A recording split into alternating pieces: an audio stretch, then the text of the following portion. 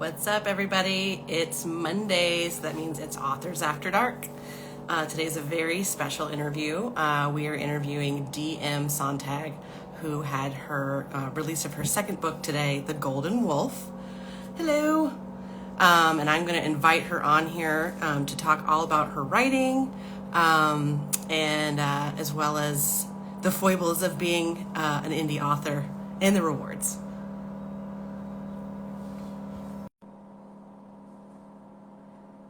I invited her. Let's make sure. Hey! Woo-hoo! Woohoo! Woo-hoo! How are you? Hat Welcome. party. My dog is in here. She might chime in a few times, but That's otherwise, okay. She's more than welcome. Right? I'm gonna just turn you up here. Make sure we're all situated. All right. How do I sound? You sound good. How do I sound? Good. Yeah. Okay. Yeah. Congratulations. Thank you. You've had a very trying day. You've handled it with grace, but you are a multi-book author. The Golden Wolf is out. It is released. Paperback is forthcoming, but you did it. You wrote it. You polished it. You got a cool cover. You edited it. You did all the work. I just want to take a moment and just toot your horn because I know that it's been difficult not having that paperback. And review. If anyone doesn't know what's going on, check out her profile. She's had a hell of a day, but I'll let you talk about it for a minute.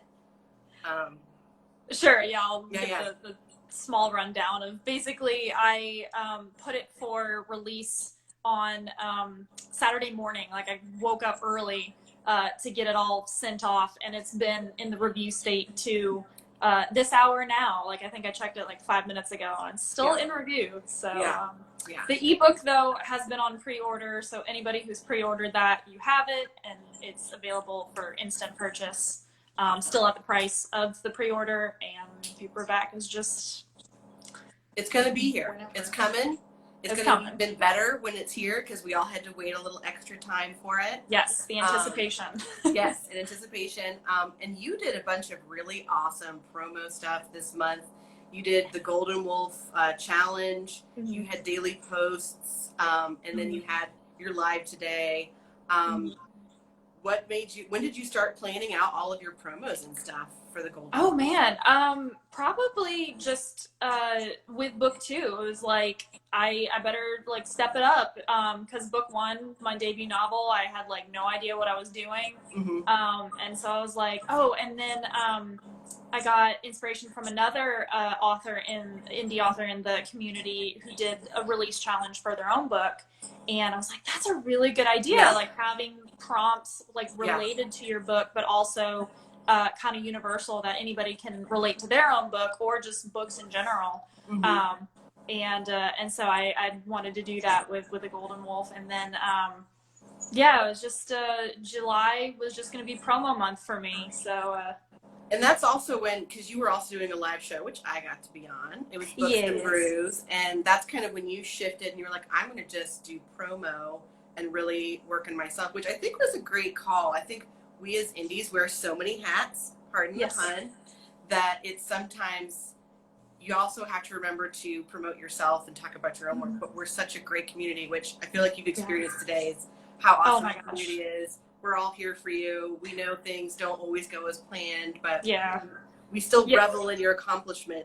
I feel, I guess that imposter syndrome is like setting in because it's like everybody's telling me happy release day, like congrats, and I don't feel like I should, or I don't feel like I deserve all this congratulatory celebration or whatever. Because the job's not done. It's not done. The paperback's not out. It's any half release day, and it's like I don't deserve this, but it's like y'all have been so loving and so supportive.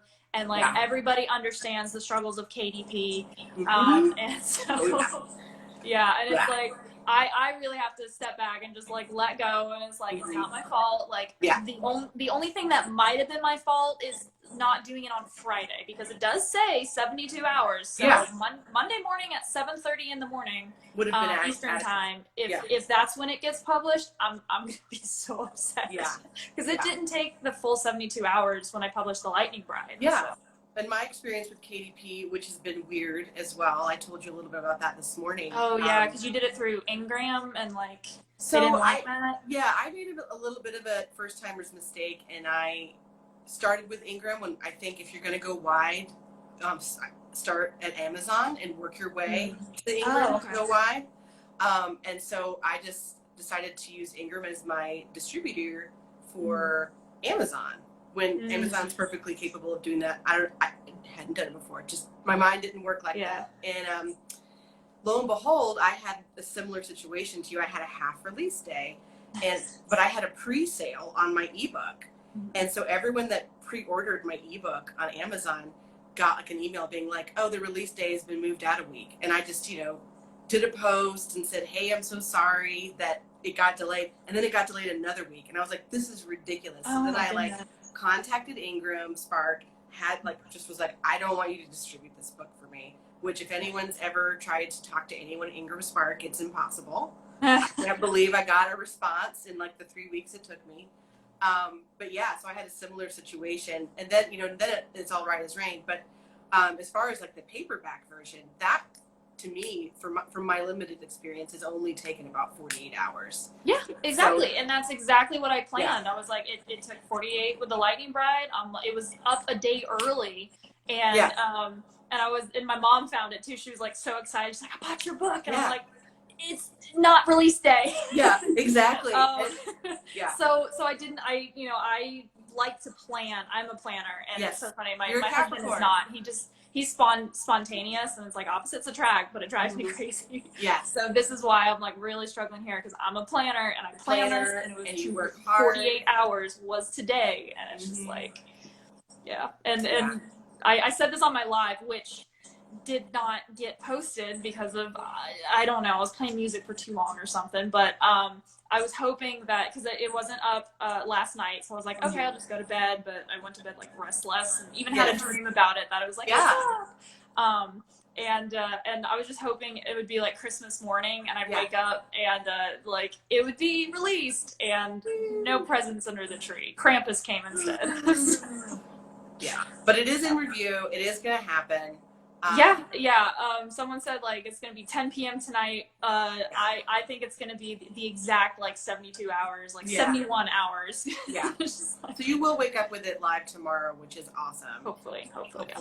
Yeah. And if not, then I feel like you could start reaching out and be like, hey, is there something?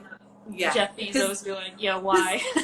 I know you went to space, but why? Yeah, well, Amazon also has a dog in this fight. They would like to make money too, and they can't make money unless they approve your work. Yeah, so, they get more money out of this, especially with the paperback. They get way more money than I make in royalties. Yep. You want this. Yep, totally. So it is in their interest to approve your work. So it's a hiccup, but I totally understand that. You're a Capricorn, the goats, we work so hard and so diligently, and when things don't line up, it's like the world fell apart. I totally empathize with how you're feeling right now, and the feeling of like, I'm a fraud, it's not really released. Yeah, don't congratulate me. I don't deserve your praise. But you do, because this is your third book, actually. Your first book. Technically. Technically your physical work that I've produced. Yes. It's a sequel to The Lightning Bride, which I'm currently reading now. But you also have a prequel, which is The Mermaid's Shadow. Yes. And that delves into more of Maylee's mom and all of that, which, I got to just gush on you too a little bit. I totally couldn't stop myself. I'm reading someone else's book now in the indie community, but I just wanted to peek before I interviewed you, just so I'd have something to talk about. And I looked up and I was at like 30%. Oh, wow. Like I had read so much, and like, the world building's really impressive. I love your map in the beginning. Thank you. My friend made that. I cannot draw. She did a great job. And the languages that you have, and like the sense of different areas of the world within the Kingdom Isles. I just think your world building's really, really good. And I just want to gush on you a little bit. I think it's really hard.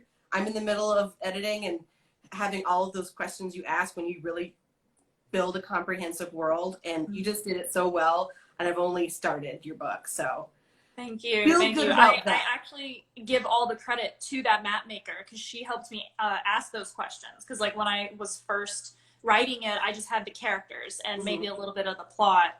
And Yeah. she's like, but what about the mermaids? What about the Yeah. world? Why do they not like mermaids? Why are the Hmm. mermaids after the people? Like, what's that dynamic? That's And such a she cool really helped angle. me ask the questions. Yeah. Yeah. I love the angle that the mermaids, like, you have a fantastical or mythological being that isn't actually revered. Like, because the mermaid culture is strong on Instagram. People love mermaids. Oh yeah. And so I love that you inverted that stereotypical feeling towards mermaids and actually, um, made them more something that the Northern Kingdom isn't too wild about. Yeah, yeah. They don't like mermaids. They don't like witches. Yeah, Anything that's against the divine. yeah, yeah. Yeah. And also just the Northern Kingdom, like the sexism within Hmm. that women have to be escorted everywhere. I thought that was a The really, patriarchy. Yeah. yeah, a really interesting touch, and it also immediately gives something for Maylee to have conflict with, which is so Hmm. clever as a writer to already present something that your main character has a conflict with, Hmm.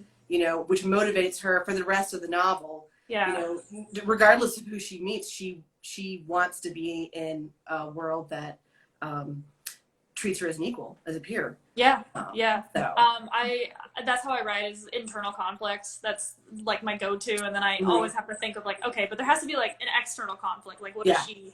It's just not a whole book of her like reflecting on herself. yes, But yeah, I just I like that dynamic where it's like on one side, she's against the Northern Kingdom. She's like, no, you say mermaids are bad, but I don't believe that. But hmm then when she learns like um, she's got magic and they are against magic, she's like, oh no, now what do I believe? Am I hmm wicked? Am I as they say I am, or yeah, maybe the Northern Kingdom's wrong? And yeah. And she has a little imposter syndrome, being like, who yeah. am I? What am I?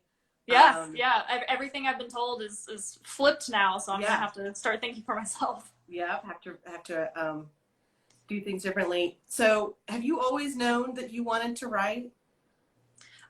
I probably, yeah. Probably since like I started or I learned how to write. I started Hmm. writing stories. It was very heavily encouraged, like in school.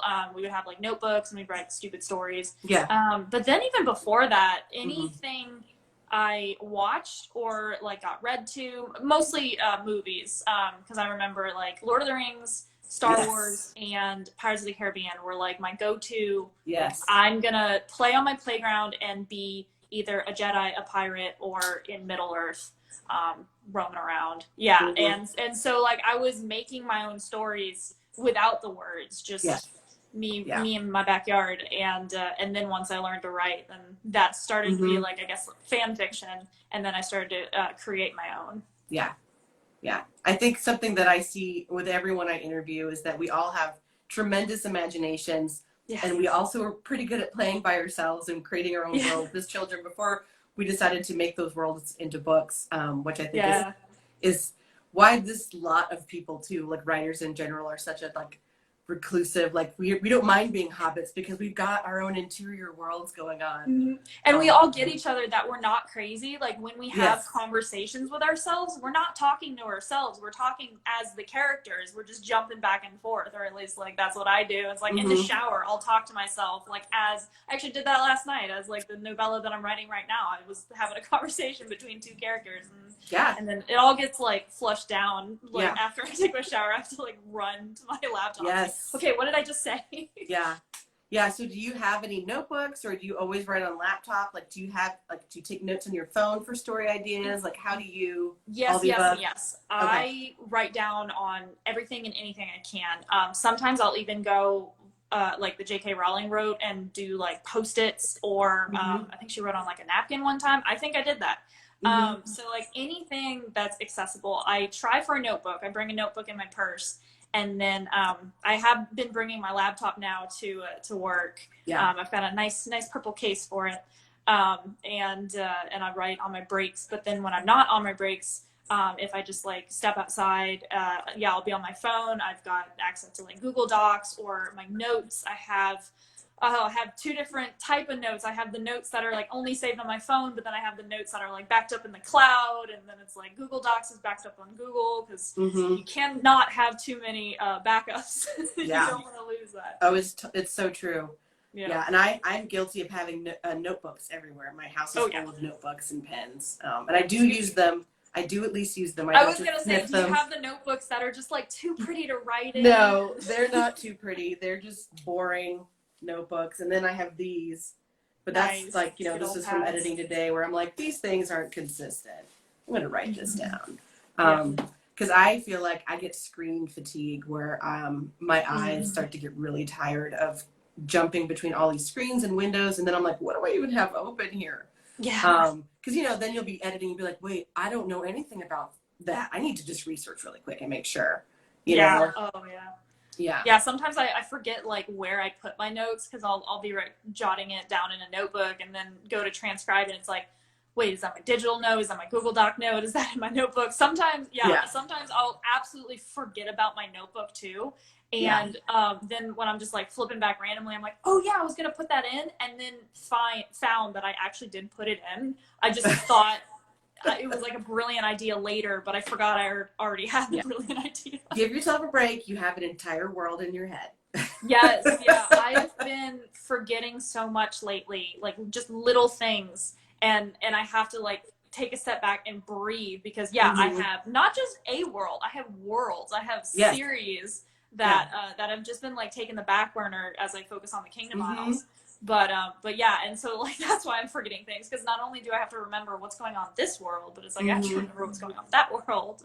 Yeah, and you're making reels. You're a prolific reel maker. I love them. If anyone that's listening hasn't checked out her reels, they're hilarious. They're so much fun. My drama kid, my 7 years of drama is coming out. So, they're a lot of fun.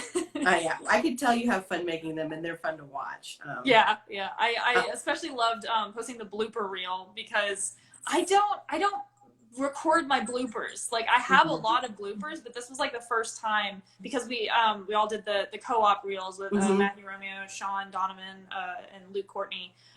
We were specifically posting our bloopers, so I had to like remember to record bloopers, and I'm so glad I did, because I really could not get over the beard I drew on myself.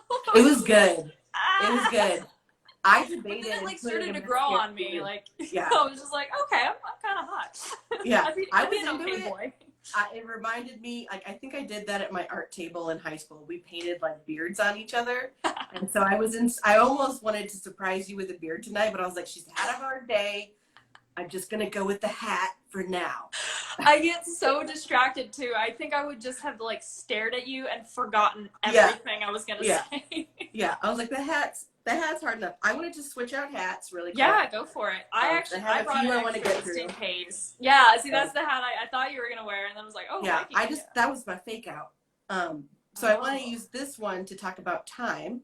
How long does it take you to draft? Should I put this on to counter you? Or not counter you, but like match you? You should do whatever you want. This is all about you and how amazing your lunch is. Yeah. All right, what about time? Yes. Oh man, I haven't worn this in like forever. I love it. Me back.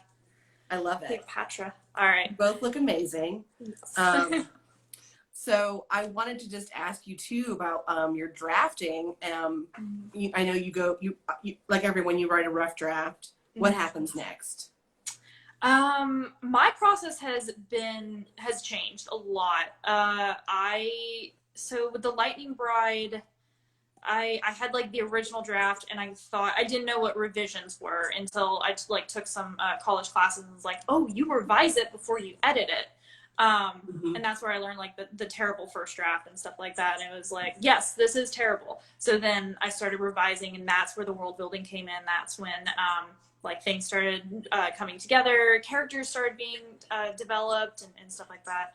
And so that was the Lightning Bride. And then the Golden Wolf, I did as Nano, and I did, and I was like on a roll with the 50,000 words. Like I made it, and I should not have stopped. I should have continued that momentum, because it was so hard to get back into the second part. And then because I went to the Mermaid Shadow and then I went back to the Golden Wolf. So Okay. Oh, okay. So this time I'm trying to do, I'm actually doing the novella and the book 3 simultaneously. I'm really just like whatever I'm inspired to do, like just write it down and jot it down.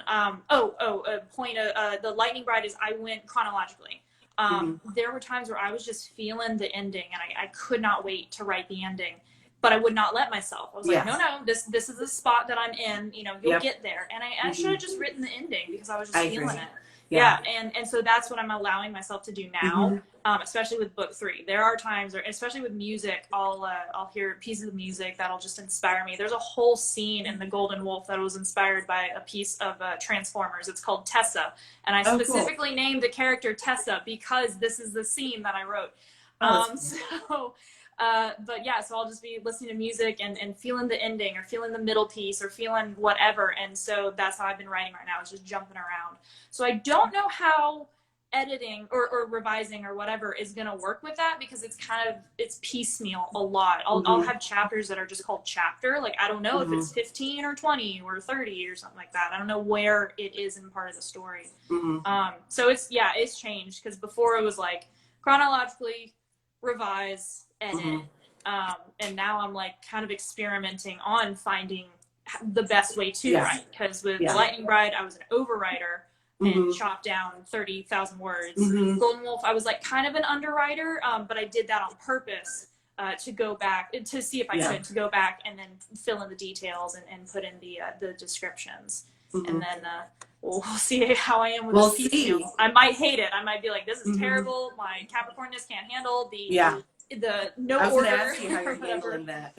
But I am enjoying just like, if I feel the scene, write the scene. So that I restricted myself. Yeah, and I feel like once again, you and I are living very parallel lives with our book creations. And I think every book we write, we learn a little bit more about the drafting process and just how we best can make this book. And I think I did a similar approach after The Anchor of Time. Surprisingly, for a time travel, I was like, I'm going to do it linearly as the story progresses. And I, like you, had to like toss 50K of the back of it, put a whole new ending, which works a lot better now. And so for the next book, I did kind of like what you did. I'm like, I'm going to write what I feel like writing. If I'm excited to write a scene, I'm going to write that scene. But now I have a draft that's very bloated and I'm afraid to look at. If I print it out, I can use it as a lethal weapon. I think my method right now is I kind of know what I wrote, but I'm going to just do what I think is an outline of book 3 and then start to marry up those scenes a little bit. That helped so much with the Golden Wolf, because with the Lightning Bride I was and that was another style that I changed was I used to be a pantser, just I don't know what's happening, this might happen, I'll throw in this scene, whatever, it might stay. And then with the Golden Wolf I had to plot because I couldn't just think of something random that day. I wouldn't get my word count in. So I had a really good outline. And I do, and I'm glad that stayed, because now I'm like, I'm still a little pantser. I'm more of a plantser, because there will just be like, especially with the novella, I have an idea of where it's going, but then I also have these like random scenes. I'm like, I don't know how it connects right now. I'm just gonna write it and see where it connects later. And then the book 3, that's back to my phone, is like I have on my notes the whole outline of what I want to happen, and then fill in the holes later. Great. So we just got Golden Wolf. I know there is a Can you hear that? Yeah, is that thunder? That was thunder. I have rain here too. I know you're in South Carolina. I'm in North Carolina, and we have a thunderhead that literally started right before this interview, and I'm like, yeah, so sorry if that happens again. Well, hopefully is active. Right? Hopefully our link won't be interrupted. She's very upset that the paper bag. She's got my back. Right? I just lost my whole train of thought. Oh, I'm so sorry. That's okay. We were talking about your editing process. You're starting. The Golden Wolf does it have any stuff about book 3 that we can look forward to, or is that still it absolutely has stuff. Okay, that's what I thought it did. Yes, yes. So the epilogue of The Golden Wolf will be the prologue for book 3. So Oh, yeah, okay. I was kind of torn on like how if I wanted to do that, um, but it's a scene where I wanted the different POVs. I wanted one POV for the epilogue, and then you get to see the other side of that scene. So Yeah, well, that's it cool. definitely leads into the third book. Yeah, and Oh, then that's fun. I love foreshadowing so much. So there's little Easter eggs throughout Yeah, the Golden Wolf that will be revealed in book 3. So nice. And the ebook is available right now for $2.99. yes, Paperback forthcoming. And you have 2 other books for sale. Obviously, the first one, The Lightning Bride, as well as The Mermaid's Shadow. And they're all available on Amazon. yes. Um, let's see here. Oh, one thing that I noticed too is The Lightning Bride was selected for the Writing Community Book Club book this August, which is now. Yeah.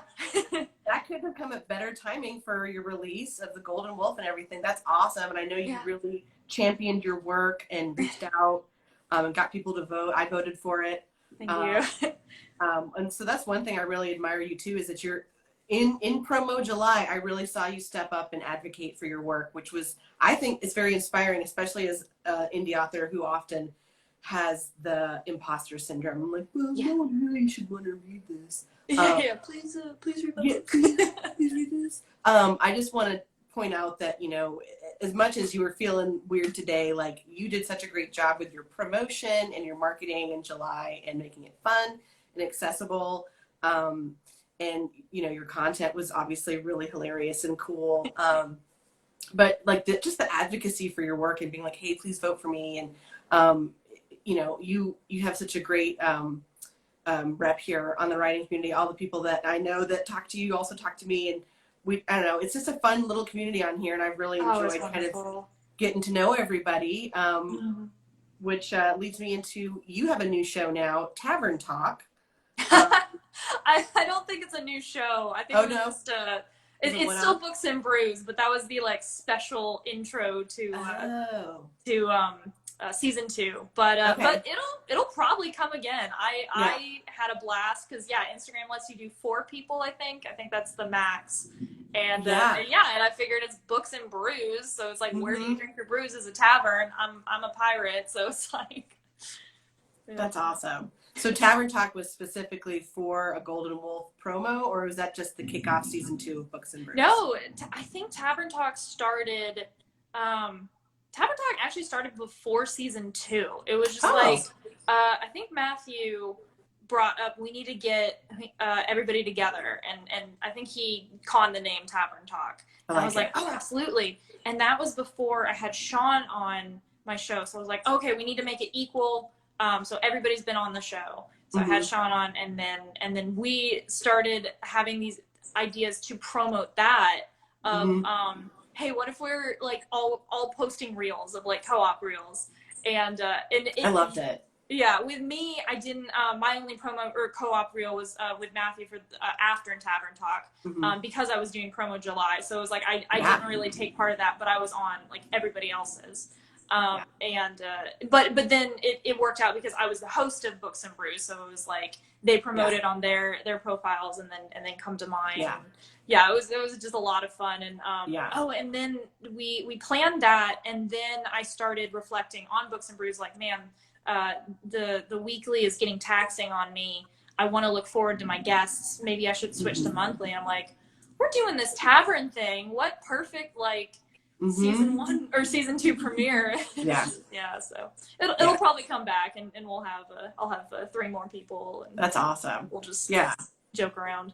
I know, it's so fun. I really enjoyed Authors After Dark for the same reason, just because it's a way to get to know someone and actually talk to someone and see the person behind the post and all of that, and it just kind of builds more of that community. So I've really enjoyed kind of watching you develop that, and watching y'all have your Tavern Talk. It was really great.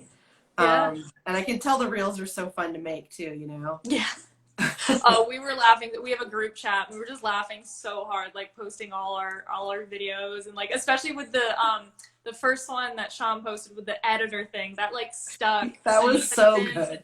Then something I think with the Super Saiyan reel, I remarked on like, "Hey Luke, can you do that again?" And then Matthew was like, "Oh, that's such an editor thing to say." It's like, I guess that's who I am now. Yeah. Awesome.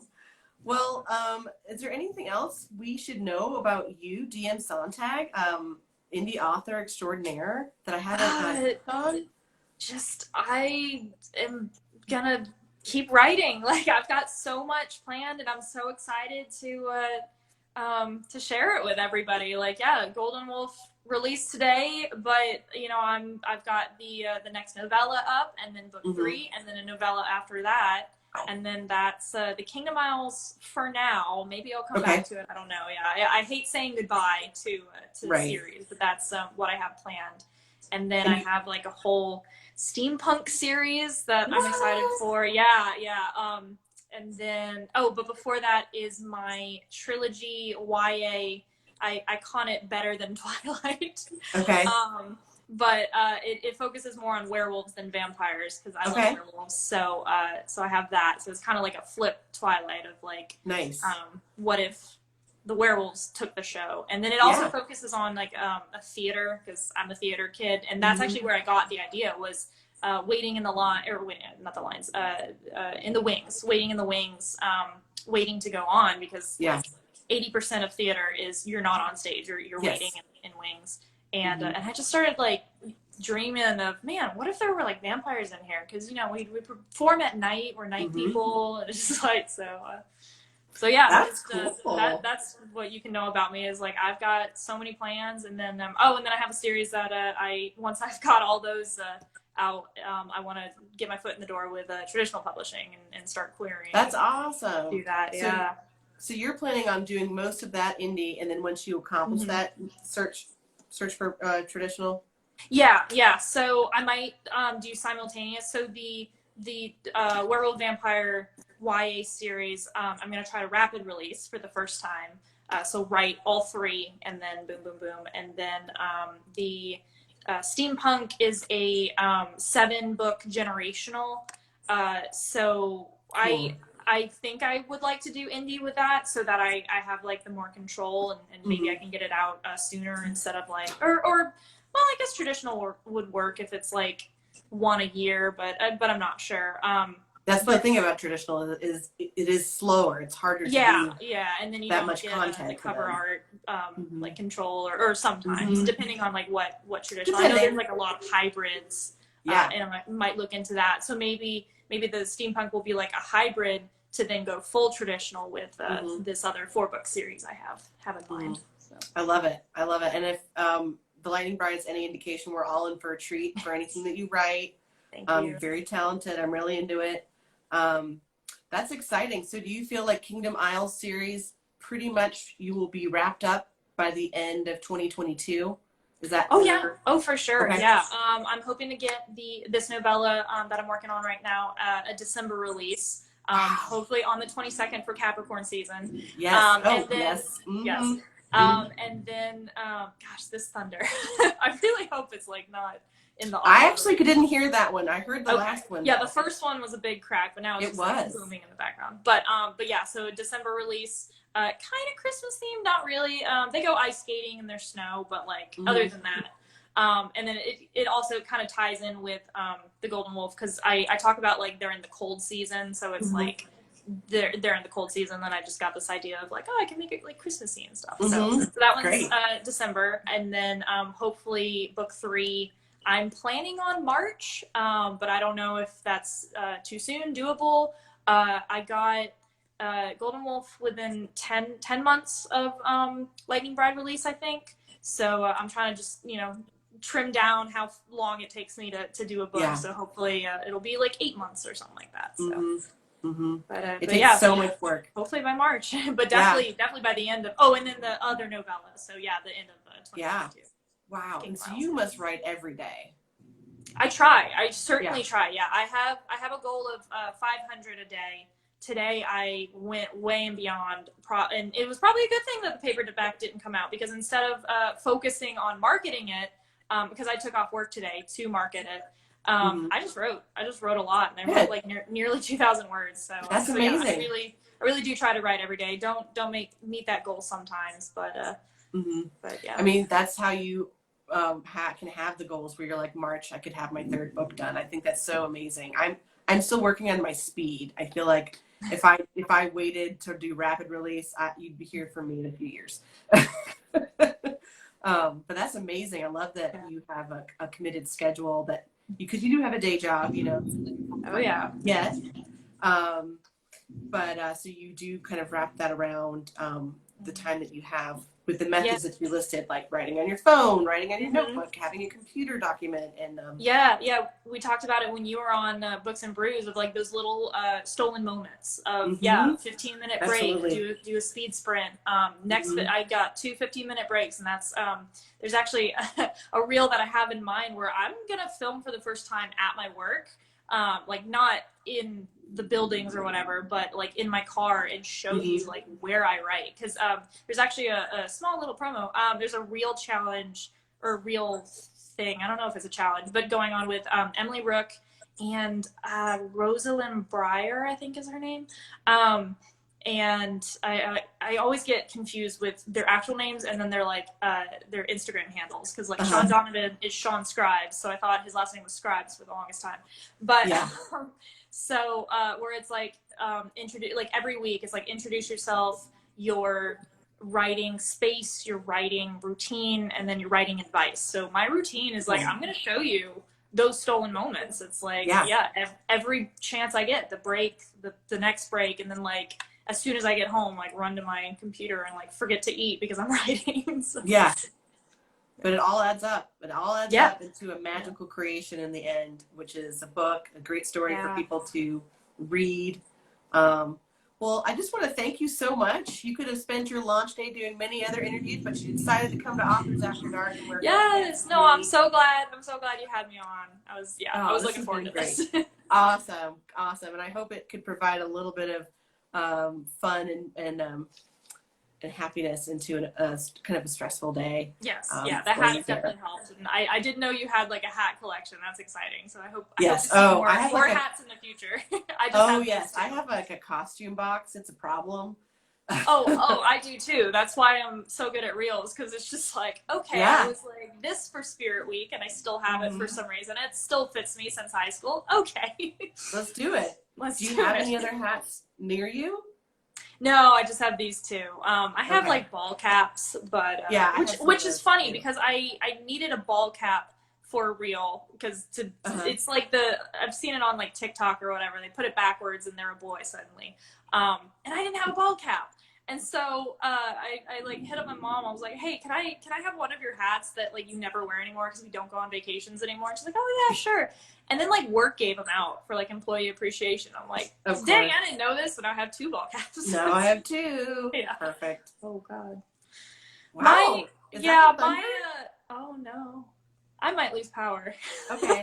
We need to wrap up. Before the fates intervene. The Golden Wolf ebook is live right now. Paperback forthcoming. Check out this amazing indie author. The Lightning Bride and the Mermaid's Channel are also available now on Amazon. DM Sonntag on Authors After Dark with Thunder. And about to be dark. Yeah, for sure. Bye. Bye.